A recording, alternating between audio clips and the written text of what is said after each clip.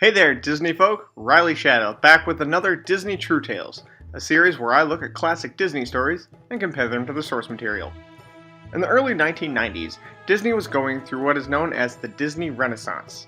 This was a period that Disney was releasing hit after several years of mediocrity. These included titles such as The Little Mermaid, The Lion King, and today's story, Aladdin.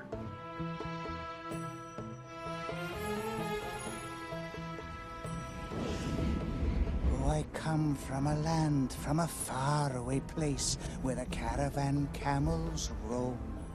Aladdin was a tale from the Book of 1001 Arabian Nights, added to the book in the 18th century by Frenchman Antoine Galland. The Disney version has some similarities to Galland's version, so let's break them down. Arabian Nights, like Arabian days,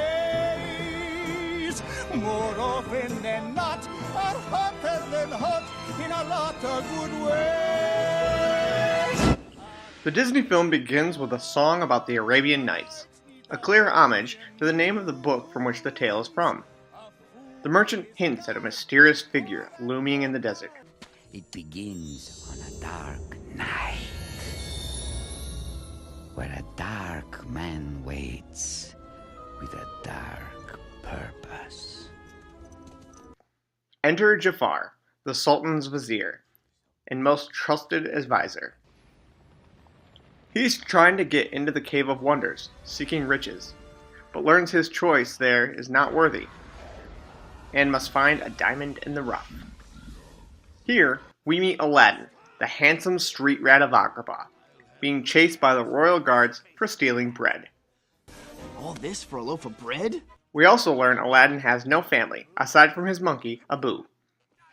Next, we meet Princess Jasmine, who is being forced to marry a prince by her next birthday.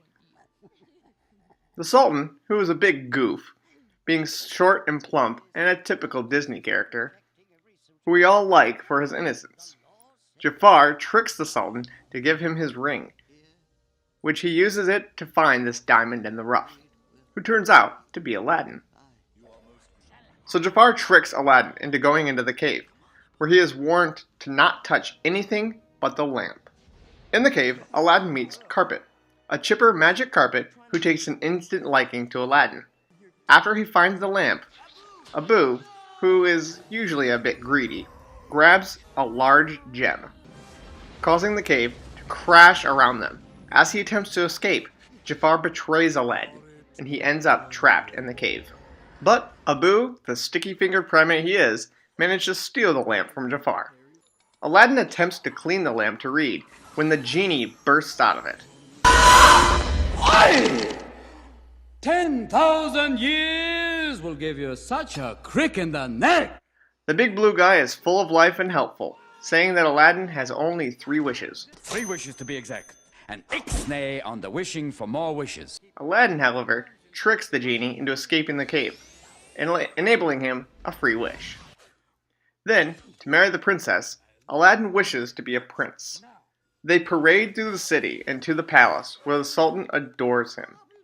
In a fit of jealousy, Jafar tries to kill him by throwing him into the sea. Aladdin survives with a second wish, and confronts Jafar, who learns that he is in fact the street rat. Jafar manages to steal the lamp, and uses the genie for his own, becoming the Sultan and a powerful sorcerer, lifting the palace into the mountains and casting Aladdin to a frozen wasteland.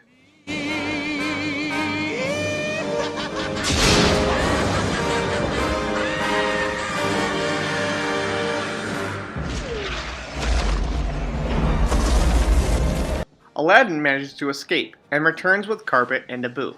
They try to steal the lamp back, but are foiled because Jafar is too strong. But, after some quick thinking, Aladdin manages to trick Jafar into becoming a genie himself, trapping him inside a lamp of his own and casting him away. You wanted to be a genie? You got it! And everything that goes with it. No! I'm getting out of here! Phenomenal cosmic powers! Come on, you're the genie! I love itty bitty living space. As Jasmine sees him for who he is, Aladdin makes a final wish, keeping his promise and freeing the genie from his prison. The Sultan, seeing his daughter happy, decides she may marry whomever she wants. Quick, quick. Wish for something outrageous. Say, I want the Nile. Wish for the Nile. Try that. I wish for the Nile. No way! The two ride off on the carpet into the moonlight. A whole new world, a whole new life for you.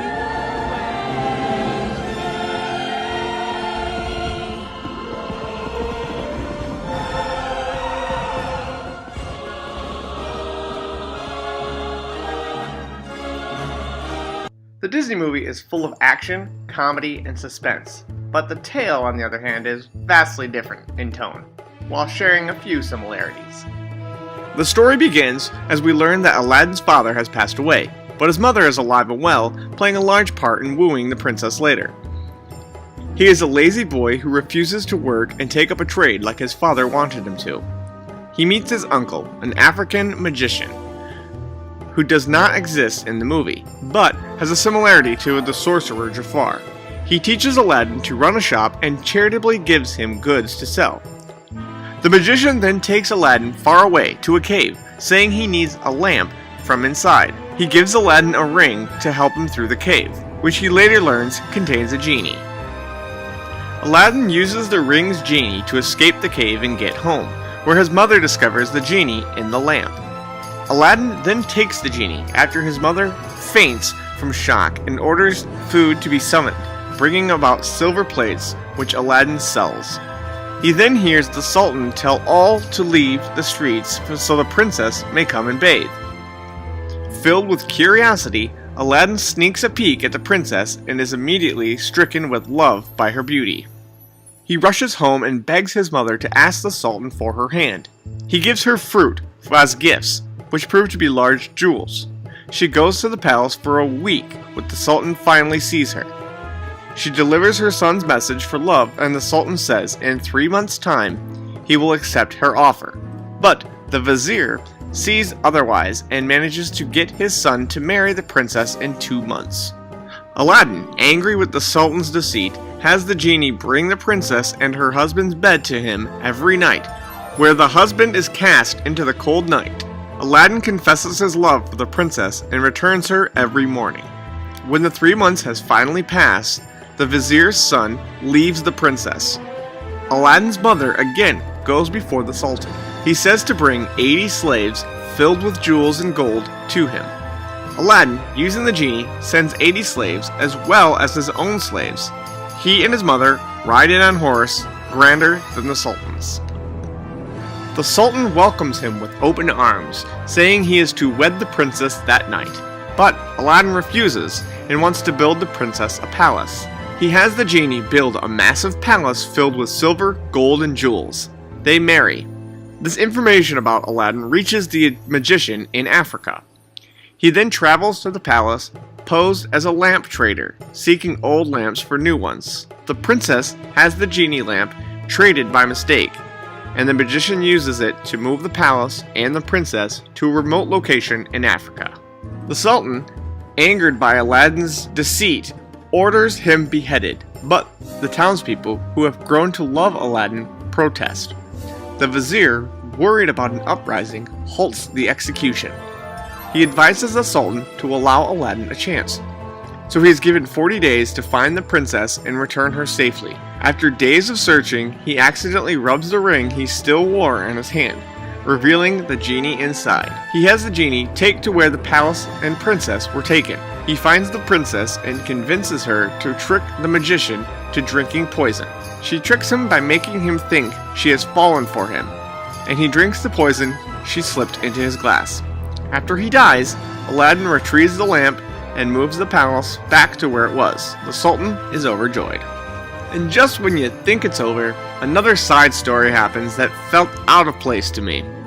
The magician's brother finds out that his brother was killed. He seeks out revenge against Aladdin. He finds an old medicine woman, killing her and disguising himself as her. He travels through the village and meets the princess, who summons him. He tells the princess to hang a roc's egg in their room, which she asks Aladdin to do.